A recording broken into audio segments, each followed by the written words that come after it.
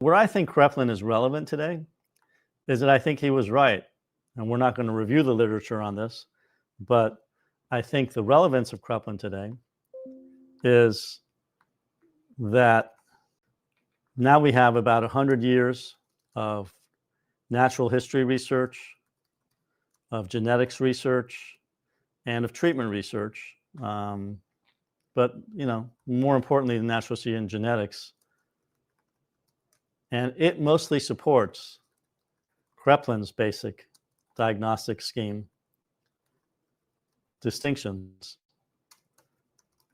that there is such a thing as schizophrenia, that you can separate from mood illnesses.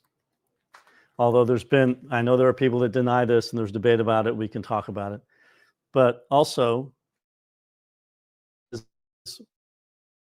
one illness, not the bipolar unipolar distinction, which goes against DSM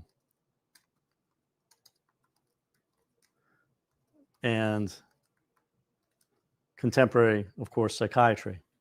And in that sense, Kraepelin is not part of contemporary psychiatry. His concept of manic depressive illness is not accepted. His concept of schizophrenia is more accepted. So he's only partially accepted.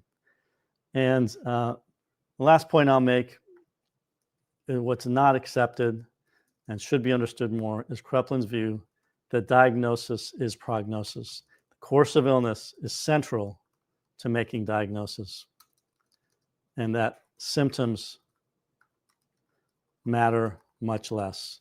Again, in contrast to the DSM system, where everything is about symptoms, basically, and course of illness usually gets very little attention. So I think if we return to these ideas of Kraepelin, of paying much attention to the course of illness and of understanding that manic depressive illness is one thing and that the bipolar unipolar distinction is not true, we would be able to practice psychiatry more scientifically and effectively.